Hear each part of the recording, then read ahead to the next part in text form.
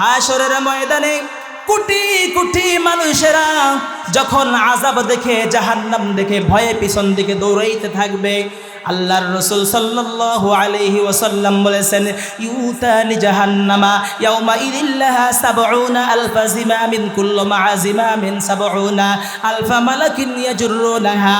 হাশরের ময়দানে কোটি কোটি মানুষ যখন জাহান্নামকে দেখে পিছনের দিকে দৌড়াইতে থাকবে, ওই সময় জাহান্নামের গলার মধ্যে ৭০,০০০ শিকল লাগানো থাকবে। এক একটা শিকলের মধ্যে ৭০,০০০ করে ফেরেশতারা ধরে টানতে থাকবে। আর জাহান্নাম আল্লাহর দিকে তাকাইয়া বলবে, আল্লাহ, আমার পেটের মধ্যে আগুন জ্বলতেছে, আমার পেটের মধ্যে খিদা লাগছে, জাহান্নামীরা কই? জাহান্নামীদেরকে এনে দাও, আমি জাহান্নামীদেরকে এক শ্বাসে আমি গিলে ফেলবো। আমার পেটের মধ্যে এমন ক্ষুধা লাগছে, কোনো জাহান্নামী যদি কাছে থাকে আমি তাকে এক টানে খেয়ে ফেলবো। জাহান্নাম লাফাইতে থাকবে আর সামনের দিকে অগ্রসর হবে। জান্নাতি ফেরেশতারা জাহান্নামের ফেরেশতারা শিকল দিয়ে পিছনের দিকে টানতে থাকবে, আর জাহান্নাম সামনের দিকে দৌড়াইতে থাকবে। এমনি ভাবে হাশরের ময়দানে যখন মুনাফিক মুশরিক বেঈমানেরা, যারা কাফের ছিল, দুনিয়ার মধ্যে মুসলমানদেরকে অত্যাচার করেছে, ওই কাফেরেরা মুশরিকেরা যারা নামাজ পড়ে নাই, চগলখড়ি করেছে, আল্লাহর সাথে কুফরি করেছে, আল্লাহকে এক বলে বিশ্বাস করে নাই, আল্লাহর সাথে যারা শিরিক করেছে, ওই সমস্ত মানুষেরা জাহান্নামকে দেখে আফসোস করতে থাকবে। আফসোস করতে করতে নিজেদের আঙ্গুলগুলো নিজেরা চাবাইয়া চাবাইয়া গিলে ফেলবে। কোনো হদিস থাকবে না, তাদের কোনো হুঁশ থাকবে না, তারা সবাই অচেতন হয়ে যাবে। আর বারবার আফসোস করবে, আর বলবে নাফসি নাফসি নাফসি। ওই দিন আল্লাহ পাক রব্বুল আলামিনের দিকে তাকাইয়া বলবে, আল্লাহ গো, পৃথিবীর জমিনের মধ্যে থেকে যদি বুঝতাম, জানতাম জাহান্নাম আমাদেরকে খাইতে আসবে, জাহান্নামের পেটের মধ্যে যেতে হবে, ওই সময়টা যদি বুঝতাম তাহলে নামাজ ছাড়তাম না, তোমার কুদরতি শায়ে সেজদা লাগায়া তোমার কাছে জাহান্নাম থেকে বানা চাইতাম। আল্লাহ পাক রব্বুল আলামিন ডাক দিয়া বলবে, দুনিয়ার মানুষেরা, দুনিয়া থেকে তোমরা এখনো সময় আছে, বুঝে নাও, মৃত্যু আসার আগ পর্যন্ত তোমাদের কাছে যেই মেসেজ দিয়েছি, কোরআনুল কারীম তোমাদের কাছে পাঠাইয়া দিলাম, ওই কোরআন বুঝো, ওই কোরআন বুঝে আমি আল্লাহ এক, আমি আল্লাহকে বিশ্বাস করো, আমি আল্লাহর প্রতি অবিচল থাকো, ইস্তেকামতের সাথে থাকো, আমি আল্লাহর প্রতি এমন বিশ্বাস রাখো, তোমার জিন্দেগি চলে যাবে, তুমি আমি আল্লাহকে ছাড়বা না। ঠিক কিনা? জোরে কল। তাকায়া দেখেন হযরতে বেলাল রাদিয়াল্লাহু তাআলা আনহু, তিনার জীবন দিয়েছিল, জীবন দিতেছিলেন, তারপরও তিনি এই আল্লাহকে আল্লাহ এক বলে স্বীকার করেছিলেন, এই আল্লাহকে কখনোই তিনি ছাড়েন নাই। উমাইয়া তার পেটের বুকের মধ্যে পাথর চাপিয়ে দিয়েছেন আর বলেছেন, ও বেলাল, এখনো সময় আছে, তোমার জীবন নাশ হয়ে যাবে, আল্লাহকে ছেড়ে দাও, আমাদের পুত্তলিকার যে ধর্মগুলো আছে এটা পালন করো, তোমার জীবনকে আমরা ভিক্ষা দিব। বেলাল রাদিয়াল্লাহু তাআলা আনহু ডাক দিয়ে বলে, উমাইয়া, তোমার যত ক্ষমতা আছে, তোমার যত শক্তি আছে, সব দিয়ে আমি বেলালকে আঘাত করো, যে আল্লাহকে আল্লাহ বলে স্বীকার করেছি, আমি জীবন দিয়ে দিব, আমি বেলাল ঈমান ছাড়বো না। আল্লাহু আকবার। আরো জোরে বলি আল্লাহু আকবার। বেলাল রাদিয়াল্লাহু তাআলা আনহু শত কষ্ট করার পরেও তিনি ঈমান ছাড়েন নাই। ঈমান এত দামি রে বন্ধু, যাদের ঈমান নিয়ে মৃত্যুবরণ করতে পারবো, হাশরের ময়দানে আল্লাহ পাক রব্বুল আলামিন যখন জাহান্নাম লাফাইতে লাফাইতে সামনে আসবে, ওই সময় দেখা যাবে কিছু মানুষেরা পাগল পারা হয়ে মালিককে ডাক দিয়া বলবে, মালিক, আল্লাহ, তোমাকে না দেখে বিশ্বাস করেছি, তোমার রাসূলকে না দেখে বিশ্বাস করেছি, আয় আল্লাহ, তোমার সেই সুন্দর চেহারাটা আমাদেরকে একটু দেখা দাও। আশকারা রোজে মাহশর বা কিয়ামত কারনিস, আরা জুজ তামাশাই কামালে ইয়ার নিস। ওই হাশরের ময়দানে যারা আশেক থাকবে, আশেকারা এক একটা জান্নাতি টিলার মধ্যে বসে বসে আল্লাহর চেহারা দেখার জন্য পাগল পারা হয়ে যাবে। কোন দিক দিয়ে জাহান্নাম আসতেছে তাদের কোনো হদিস থাকবে না। জোরে বলে আল্লাহু আকবার। ও বন্ধু, জান্নাতে যাইতে চাই কারা কারা? হাত জায়গায় আল্লাহকে দেখায় দাও। আয় আল্লাহ, মাগরিবের নামাজের পূর্বে তোমার বান্দারা তাকাইয়া দেখো, দুইটা হাত তুলে আমি ব্যক্তির সাথে আল্লাহ ওয়াদাবদ্ধ হয়েছে, জীবন সে দিবে, তারপরও নামাজ তারা কাজা করবে না। ঠিক কিনা? জোরে কন। রব্বে কারীম মেহেরবানি করে প্রত্যেকের হাতকে তুমি কবুল ও মঞ্জুর করে নাও। আয় আল্লাহ তাআলা, হাসরের ময়দানে আশিকদের মতো যেন আমরা তোমার এই পাগল পারা হইয়া, তোমার আশেক হইয়া ওই হাসরের ময়দানে সবাই যেন উঠতে পারি, সেই তৌফিক দান করেন। সকলে বলে আমিন।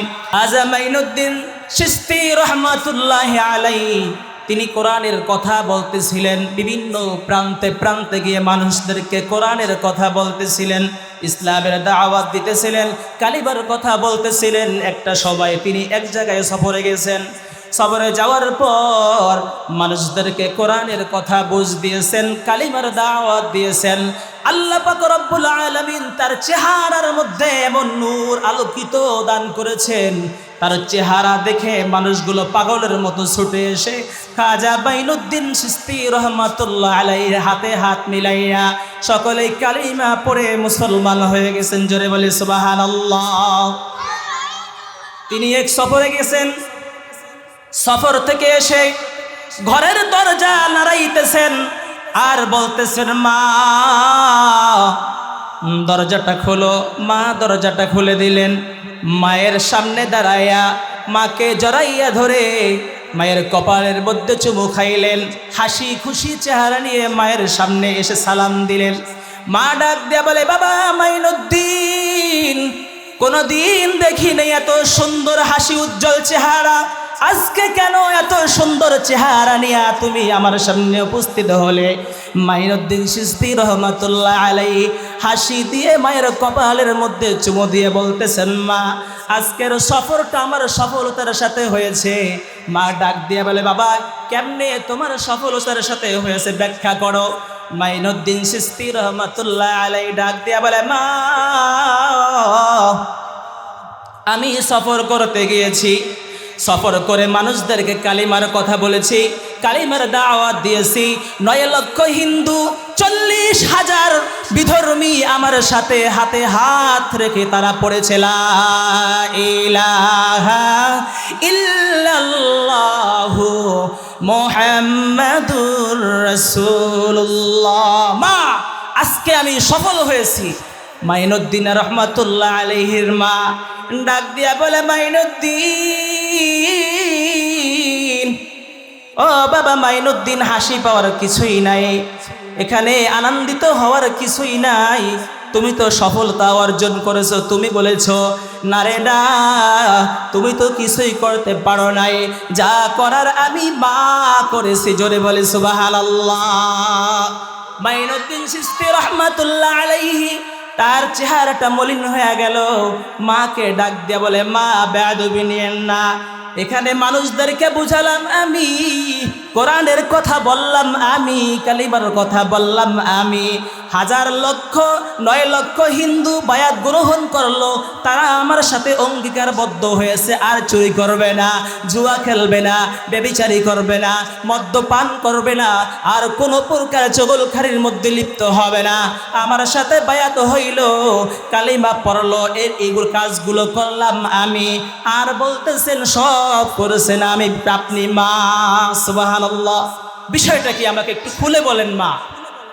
এবার মাইনুদ্দিন চিশতি রহমাতুল্লাহ আলাইহির মা চোখের পানি ছেড়ে দিয়ে বলতেছে, বাবা মাইনুদ্দিন, তুমি যখন আমার গর্ভে ছিলা, আমি মা তোমাকে তিল তিল করে আমি মায়ের রক্ত খেয়ে খেয়ে তুমি বড় হয়েছো। জোরে বলি আল্লাহু আকবার। আমি মা তোমাকে 10 মাস 10 দিন গর্ভ রেখে আমি মা কোরআনুল কারীম তেলাওয়াত করেছি। কোরআনুল কারীম তেলাওয়াত করতে করতে করতে করতে যখন নামাজের সময় হয়েছে, নামাজের মুসাল্লায় দাঁড়ায়া 2টা চোখের পানি টপ টপ করে ছেড়ে দিয়েছি। সেজদার মধ্যে যাইয়া নামাজ শেষ করে 2টা হাত উত্তোলন করে বলেছি, আল্লাহ, আমার সন্তান পেটের মধ্যে যেই সন্তানটা তুমি দিয়েছো, এটা মেয়ে হোক ছেলে হোক, এই সন্তানটাকে বিশ্ববিখ্যাত ওলি হিসাবে তুমি কবুল ও মঞ্জুর করে নিও। আল্লাহু আকবার। মাইনুদ্দিনের মা এইভাবে দোয়া করেছে। শুধু তাই না, আমি মা দুনিয়ার মধ্যে তোমাকে আনার পরে আমি মা তোমাকে 10 মাস 10 দিন পর্যন্ত 2 মাস পর্যন্ত আমি তোমাকে স্থান খাওয়াইছি। যখন গভীর রজনীতে তুমি মাইনুদ্দিন যখন ক্ষুধার যাতনায় টেটা করে কান্না করতা, আমি মা শীতের রজনীতেও পবিত্রতা অর্জন করা ছাড়া আমি তোমাকে স্থান খাওয়াই নাই। জোরে বলে সুবহানাল্লাহ। তোমাকে যখন আমি স্থান খাওয়াইছি, আমি মা ওই সময় রাসূলে আরবির দুরূদ পড়তে পড়তে পড়তে পড়তে তোমাকে আমি স্থান খাওয়াইছি। এইভাবে করে তিল তিল করে তোমাকে আমি বড় বানাইছি। বাংলাদেশের মধ্যে দেখবেন কবি নজরুল ইসলাম কলেজ এবং এর পাশে একটা পার্ক আছে। এই পার্কের নাম হলো বাবুল শাহ পার্ক। এই পার্কটা আজ থেকে শত শত বছর আগে মুঘল সম্রাটরা এই পার্কটাকে তৈরি করেছে। এই মুঘল সম্রাটরা বাংলাদেশের মানুষদেরকে কালিমার দাওয়াত দিয়েছে, তারা তরবারির ভয় দেখাইছে। এইভাবে করে তারা মানুষদেরকে ভয় ভীতি দেখাইয়া কালিমার মালা পড়াইছে, মুসলমান বাড়াইছে।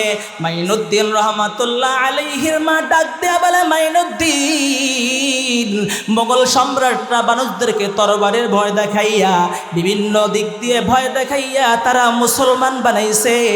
আর আমি মা তোমার জিহ্বা নামক তরোয়াল এমন ধারালো বানাইছি, আমি রাসূলে আরবির দুরূদ পড়তে পড়তে তোমাকে স্থান খাওয়াইয়া খাওয়াইয়া তোমার জিহ্বাটা আমি এমন ধারালো বানাইছি, তোমার কথা শুনে হাজার লক্ষ হিন্দু মুসলমান হয়ে যায়। সুবহানাল্লাহ। এখন বলেন সবচেয়ে বড় অবদান কার? সবাই বলি কার? মায়ের। মা যদি ভালো হয় মেয়ে ভালো হবে, বাপ ভালো হলে বেটা ভালো হবে। বাপ ভালা তার বাটা ভালা, মা ভালা তার ঝি, ওরে গাই বালা তার বাসুর বালা, দুধ বালা তার ঘি। ঠিক কিনা ধরে কন? মা যদি ভালো হয় মেয়ে ভালো হবে, বাপ যদি ভালো হয় সন্তান অবশ্যই ভালো হবে। বাবা মা নামাজ পড়ে না, যত রাত্র গভীর হয় হাতের মধ্যে রিমোট বাটন নিয়া টিভির দিকে খুইলা খুইলা টিভি দেখতে থাকে। সন্তান পেটে নিয়া মা যদি টিভি সিনেমার হল দেখতে থাকে, ওই সন্তান কোনোদিন ভালো আশা করা যায়? কি বলেন? কি বলেন? ভালো আশা করা যায়?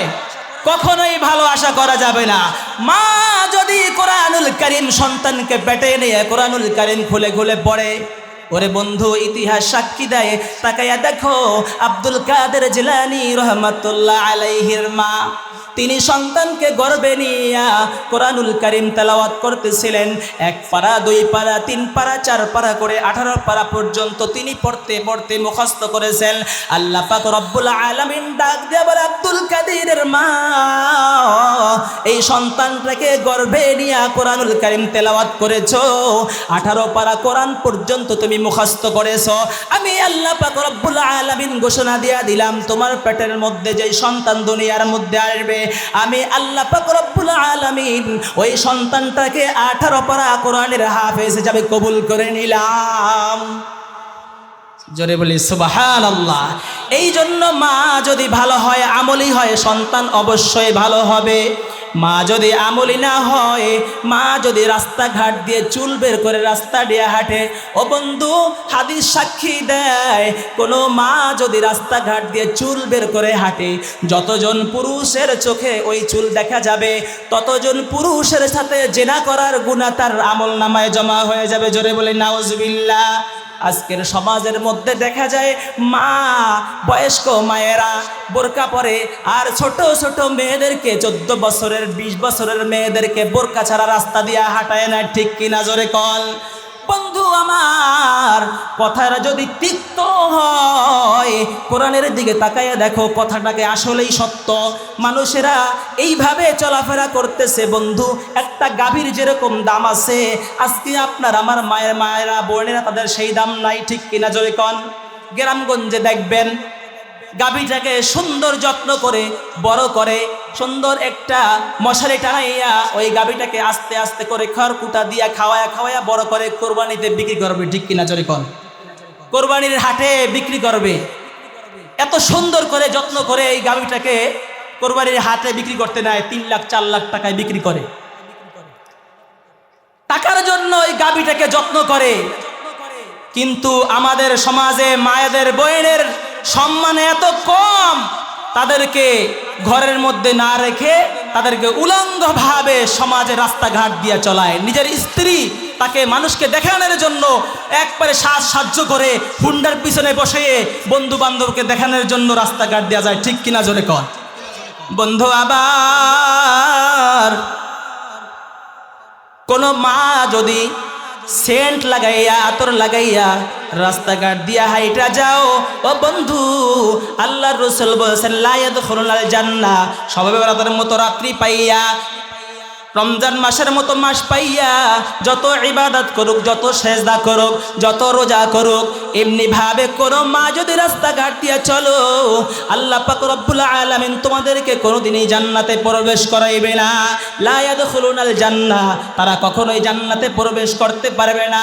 যেই দিয়ে হাঁটবে, মেকআপ করে হাঁটবে, যতজন পুরুষের নাকের মধ্যে ওই সেন্ট ঘ্রাণ তার নাকের মধ্যে যাবে, ততজন পুরুষের সাথে জেনা ব্যভিচার করার গুনাহ তার আমল নামায় জমা হয়ে যাবে। সকলে বলি নাউজুবিল্লাহ। সন্তানকে যদি আলেম বানাইতে চাই, সন্তানকে যদি কোরআনের হাফেজ বানাইতে চাই, তাহলে সর্বপ্রথম আমাদের করণীয় হলো নামাজ পড়তে হবে 5 ওয়াক্ত, আল্লাহর দরবারে রোজাদারি করতে হবে। বন্ধুরে, কিতাবের মধ্যে আসছে যে বান্দার দোয়া সমস্ত ইবাদতের মগজ। বান্দা যখন দোয়া করবে, এর দোয়ার বদৌলতে আল্লাহ পাক রব্বুল আলামিন যখন কবুল করে নিবে, ওই সন্তান হাফেজ হতে পারবে, ওই সন্তান আলেম হতে পারবে, ওই সন্তান দ্বারা দেশ ও জাতির খিদমত অবশ্যই অবশ্যই হবে। ঠিক কিনা জোরে কর। এই জন্য বন্ধুরা আমার, কোরআনুল কারীম, কোরআনকে আশ্বস্ত করতে হবে। আল্লাহ পাক রব্বুল আলামিন হাসরের ময়দানে মুসিবতের দিনে আল্লাহ পাক ডাক দিয়া বলবে, এ দুনিয়ার মানুষেরা, দুনিয়ার মধ্যে আমি তোমাদেরকে কত সুন্দর নিয়ামত দিয়েছি, সেই নিয়ামতগুলো খাওয়ার পর আমি আল্লাহ পাকের জন্য কি তোমরা নিয়ে আসছো? আল্লাহ পাক বলবেন, লিমানিল মুলকুল ইয়াউম লিল্লাহিল ওয়াহিদিল কাহ্হার। আজকে হাসরের ময়দান এমন একটি ময়দান, আমি আল্লাহ পাক রব্বুল আলামিনের হিসাব নিকাশ না দিয়া এক চুল পরিমাণ এদিক সেদিক নড়াচড়া তোমরা করতে পারবা না। সকলে বলে আল্লাহু আকবার। এমন একটা সময় আসবে, কিন্তু ওই সময়টা ওই যারা জান্নাতি, যারা মুমিন, আল্লাহ পাক রব্বুল আলামিন যাদের জন্য বলেছেন ইন্নাল্লাযীনা ক্বালু রাব্বুনাল্লাহু সুম্মা ইসতাকামু, যারা আল্লাহকে রব বলে স্বীকার করে এই কথার উপর অবিচল থাকবে এবং দুনিয়ার মধ্যে পৃথিবীর মধ্যে সেজদা দেবে আল্লাহকে। কদমাই ইয়াসজুদু লির রহমান, আমি রহমানের পায়ের মধ্যে যারা সেজদা লুটাইয়া, কুদরতি পায়ের মধ্যে সেজদা ঠেকায়া যারা সুবহানা রাব্বিয়াল আলা বলে ডাকবে, আমি আল্লাহ পাক রব্বুল আলামিন ঘোষণা দিয়া দিলাম, ওই ব্যক্তিরা যখন আমি আল্লাহকে বরত্ব বলে স্বীকার করবে, আমি আল্লাহর কুদরতি পায়ের মধ্যে সিজদা লাগায়া সুবহানা রাব্বিয়াল আলা বলে ডাক দিবে, আমি আল্লাহ পাক রব্বুল আলামিন ওই সমস্ত বান্দাদের জিন্দেগীর গুনাহগুলো আমি আল্লাহ মাফ করে দিব। জোরে বলে সুবহানাল্লাহ। হাসরের ময়দানে কোটি কোটি মানুষেরা যখন আযাব দেখে, জাহান্নাম দেখে ভয়ে পিছন দিকে দৌড়াইতে থাকবে, আল্লাহর রাসূল সাল্লাল্লাহু আলাইহি ওয়াসাল্লাম বলেছেন, ইউতানি জাহান্নামা ইয়াউমা ইদিল্লাহা ৭০,০০০ জিমামিন কুল্লু মা জিমামিন ৭০,০০০ মালাকিন ইয়াজুরুনাহা। হাসরের ময়দানে কোটি কোটি মানুষ যখন জাহান্নামকে দেখে পিছনের দিকে দৌড়াইতে থাকবে, ওই সময় জাহান্নামের গলার মধ্যে ৭০,০০০ শিকল লাগানো থাকবে, এক একটা শিকলের মধ্যে ৭০,০০০ করে ফেরেশতারা ধরে টানতে থাকবে। আর জাহান্নাম আল্লাহর দিকে তাকাইয়া বলবে, আল্লাহ, আমার পেটের মধ্যে আগুন জ্বলতেছে, আমার পেটের মধ্যে খিদা লাগছে, জাহান্নামীরা কই? জাহান্নামীদেরকে এনে দাও, আমি জাহান্নামীদেরকে এক শ্বাসে আমি গিলে ফেলবো। আমার পেটের মধ্যে এমন ক্ষুধা লাগছে, কোনো জাহান্নামী যদি কাছে থাকে আমি তাকে এক টানে খেয়ে ফেলবো। জাহান্নাম লাফাইতে থাকবে আর সামনের দিকে অগ্রসর হবে। জান্নাতি ফেরেশতারা জাহান্নামের ফেরেশতারা শিকল দিয়ে পিছনের দিকে টানতে থাকবে আর জাহান্নাম সামনের দিকে দৌড়াইতে থাকবে। এমনি ভাবে হাসরের ময়দানে যখন মুনাফিক মুশরিক বেঈমানেরা যারা কাফের ছিল, দুনিয়ার মধ্যে মুসলমানদেরকে অত্যাচার করেছে, ওই কাফেরেরা মুশরিকেরা যারা নামাজ পড়ে নাই, চগলখড়ি করেছে, আল্লাহর সাথে কুফরি করেছে, আল্লাহকে এক বলে বিশ্বাস করে নাই, আল্লাহর সাথে যারা শিরিক করেছে, ওই সমস্ত মানুষেরা জাহান্নামকে দেখে আফসোস করতে থাকবে। আফসোস করতে করতে নিজেদের আঙ্গুলগুলো নিজেরা চাবাইয়া গিলে ফেলবে। কোনো হদিস থাকবে না, তাদের কোনো হুঁশ থাকবে না, তারা সবাই অচেতন হয়ে যাবে আর বারবার আফসোস করবে আর বলবে নাফসি নাফসি নাফসি। ওই দিন আল্লাহ পাক রব্বুল আলামিনের দিকে তাকাইয়া বলবে, আল্লাহ গো, পৃথিবীর জমিনের মধ্যে থেকে যদি বুঝতাম, জানতাম জাহান্নাম আমাদেরকে খাইতে আসবে, জাহান্নামের পেটের মধ্যে যেতে হবে, ওই সময়টা যদি বুঝতাম তাহলে নামাজ ছাড়তাম না, তোমার কুদরতি শায়ে সেজদা লাগায়া তোমার কাছে জাহান্নাম থেকে বানা চাইতাম। আল্লাহ পাক রব্বুল আলামিন ডাক দিয়া বলবে, দুনিয়ার মানুষেরা, দুনিয়া থেকে তোমরা এখনো সময় আছে, বুঝে নাও, মৃত্যু আসার আগ পর্যন্ত তোমাদের কাছে যেই মেসেজ দিয়েছি, কোরআনুল কারীম তোমাদের কাছে পাঠাইয়া দিলাম, ওই কোরআন বুঝো, ওই কোরআন বুঝে আমি আল্লাহকে বিশ্বাস করো, আমি আল্লাহর প্রতি অবিচল থাকো, ইস্তেকামতের সাথে থাকো, আমি আল্লাহর প্রতি এমন বিশ্বাস রাখো, তোমার জিন্দেগি চলে যাবে, আমি আল্লাহকে ছাড়বা না। ঠিক কিনা জোরে কল। তাকায়া দেখেন হযরতে বেলাল রাদিয়াল্লাহু তাআলা আনহু, তিনার জীবন দিতেছিল, জীবন দিতেছিলেন, তারপরও তিনি এই আল্লাহ এক বলে স্বীকার করেছিলেন, এই আল্লাহকে কখনোই তিনি ছাড়েন নাই। উমাইয়া তার পেটের বুকের মধ্যে পাথর চাপিয়ে দিয়েছেন আর বলেছেন, ও বেলাল, এখনো সময় আছে, তোমার জীবন নাশ হয়ে যাবে, আল্লাহকে ছেড়ে দাও, আমাদের পুত্তলিকার যে ধর্মগুলো আছে এটা পালন করো, তোমার জীবনকে আমরা ভিক্ষা দিব। বেলাল রাদিয়াল্লাহু তাআলা আনহু ডাক দিয়ে বলে, উমাইয়া, তোমার যত ক্ষমতা আছে, তোমার যত শক্তি আছে, সব দিয়ে আমি বেলালকে আঘাত করো, যে আল্লাহকে আল্লাহ বলে স্বীকার করেছি, আমি জীবন দিয়ে দিব, আমি বেলাল ঈমান ছাড়বো না। আল্লাহু আকবার। আরো জোরে বলি আল্লাহু আকবার। বেলাল রাদিয়াল্লাহু তাআলা আনহু শত কষ্ট করার পরেও তিনি ঈমান ছাড়েন নাই। ঈমান এত দামি রে বন্ধু, যাদের ঈমান নিয়ে মৃত্যুবরণ করতে পারবো, হাসরের ময়দানে আল্লাহ পাক রব্বুল আলামিন যখন জাহান্নাম লাফাইতে লাফাইতে সামনে আসবে, ওই সময় দেখা যাবে কিছু মানুষেরা পাগল পারা হয়ে মালিককে ডাক দিয়া বলবে, মালিক, আল্লাহ, তোমাকে না দেখে বিশ্বাস করেছি, তোমার রাসূলকে না দেখে বিশ্বাস করেছি, আয় আল্লাহ, তোমার সেই সুন্দর চেহারাটা আমাদেরকে একটু দেখা দাও। আশকারা রোজে মাহশর বাকিয়ামত কারনিস্ত, আরা জুজ তামাশাই কামালে ইয়ার নিস্ত। ওই হাসরের ময়দানে যারা আশেক থাকবে, আশেকারা এক একটা জান্নাতি টিলার মধ্যে বসে বসে আল্লাহর চেহারা দেখার জন্য পাগল পারা হয়ে যাবে। কোন দিক দিয়ে জাহান্নাম আসতেছে তাদের কোনো হদিস থাকবে না। জোরে বলি আল্লাহু আকবার। ও বন্ধু, জান্নাতে যাইতে চাই কারা কারা? হাত জায়গায় আল্লাহকে দেখায় দাও। আয় আল্লাহ, মাগরিবের নামাজের পূর্বে তোমার বান্দারা তাকাইয়া দেখো, দুইটা হাত তুলে আমি ব্যক্তির সাথে আল্লাহ ওয়াদাবদ্ধ হয়েছে, জীবন ছেড়ে দিবে, তারপরও নামাজ তারা কাজা করবে না। ঠিক কিনা জোরে কল। রব্বে কারীম মেহেরবানি করে প্রত্যেকের হাতকে তুমি কবুল ও মঞ্জুর করে নাও। আয় আল্লাহ তাআলা, হাসরের ময়দানে আশেকদের মতো যেন আমরা তোমার এই পাগল পারা হইয়া, তোমার আশেক হইয়া ওই হাসরের ময়দানে সবাই যেন উঠতে পারি, সেই তৌফিক দান করেন। সকলে বলে আমিন। বন্ধু হে, সময় সংক্ষিপ্ত, আমি বিভিন্ন দূর প্রান্তে যাব না, আমি সংক্ষেপে শেষ করে দিচ্ছি। আল্লাহ পাক রব্বুল আলামিন কোরআন ও হাদিস থেকে যেই কথাগুলো বলেছি, যেই কথা শুনেছি, আল্লাহ পাক রব্বুল আলামিন আমাদেরকে সেই কথা অনুযায়ী আমল করার তৌফিক দান করেন। সকলে বলে আমিন। ও বন্ধু, কোরআন আমরা বুঝবো, কোরআন জানবো।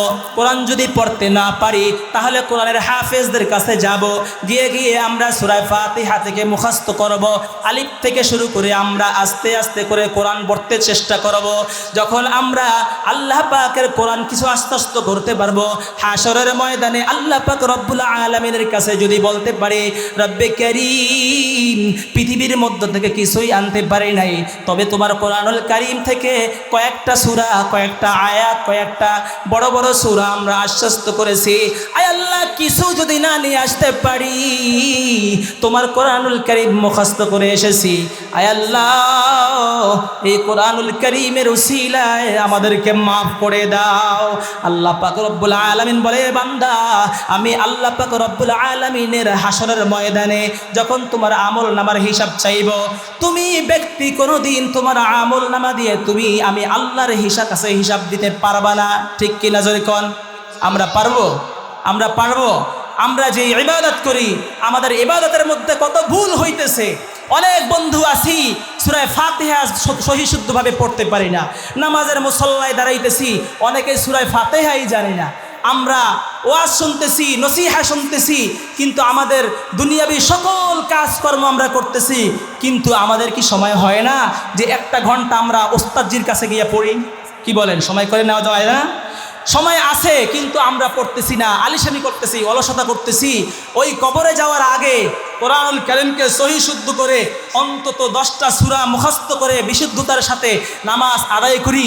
আল্লাহ পাক রব্বুল আলামিন আমাদের জীবনের মধ্যে যদি একটা সেজদা যদি কবুল করে নেন, হয়তোবা আল্লাহ তাআলা আমাদের আমলের মধ্যে কোনো প্রকার নেক না পাইলেও যদি ইতমিনানের সাথে আমরা আল্লাহর কুদরতি পায়ের মধ্যে সেজদা করে যদি করতে পারি, আল্লাহ পাক যদি একটা সেজদা দ্বারা আল্লাহ পাক যদি খুশি হয়ে যান, হতে পারে ওই একটা সেজদা আমাদের জন্য উসিলা হতে পারে। ঠিক কিনা জোরে কন? এই জন্য বন্ধুরা আমার, আমরা 5 ওয়াক্ত নামাজ পড়ব, সাথে সাথে যখনই সময় পাইব আল্লাহ তাআলার কোরআন এই কায়দা থেকে শুরু করে আমপারা কোরআনুল কারীম আস্তে আস্তে পড়ার চেষ্টা করব। আমরা যদি না পারি, মসজিদের ওস্তাদজি যারা না আছেন এনাদের কাছে গিয়ে আমরা কোরআন শেখার চেষ্টা করব তো ইনশাআল্লাহ। কারা কারা চেষ্টা করব একটু হাত জায়গায় আল্লাহকে দেখাই দিই। আল্লাহ পাক রব্বুল আলামিন আমাদের সকলকে কবুল ও মঞ্জুর করে নেন, আমিন। ওয়া আখির দাওয়ানা আলহামদুলিল্লাহি রাব্বিল আলামিন। আসসালামু আলাইকুম ওয়া রাহমাতুল্লাহি ওয়া বারাকাতুহু। বন্ধু উপলক্ষে আজকের আয়োজিত